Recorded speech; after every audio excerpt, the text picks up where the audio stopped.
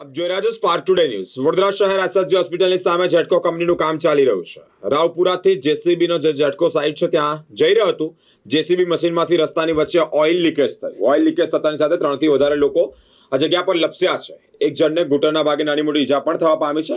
અહીંયા તૂતુ મેમે એટલે કે બોલાચાલીના દ્રશ્યો પણ સામે આવ્યા છે। જેટકો કંપનીના જિમ્મેદાર જે અધિકારીઓ છે તેઓ ઘટનાસ્થળ પર હાજર નહોતા।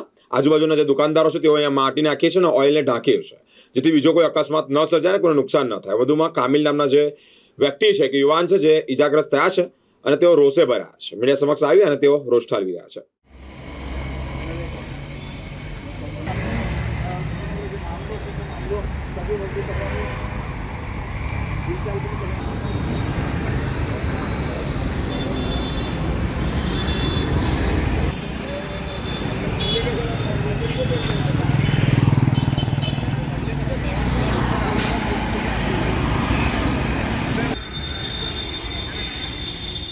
છોકરાને અહીંયા હોસ્પિટલમાં દાખલ કર્યો તો હું ટિફિન લઈને આવતો હતો તો એ જ ટાઈમ પર અહીંયા ઓઇલ પડેલું હતું તો બે ગાડી મારા આગળ સ્લીપ ખાધી તો મેં એમને જોવા ગયો ને તો મારી ગાડી મેં બ્રેક પણ નહીં મારી પણ એને ડાયરેક્ટ એના આપોઆપ જ ગાડી સ્લીપ ખાઈ ગઈ। એટલું બધું ઓઇલ હતું રસ્તા ઉપર।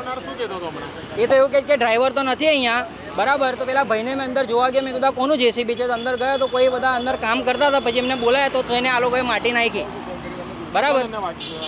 3 જણ હતા અમે લોકો, 3 ગાડીઓ હતી તો મને અહીંયા વાગેલું છે પગમાં। કહેવાય જ ને, એ લોકો કેટલી લાપરવાહી કરે છે એવું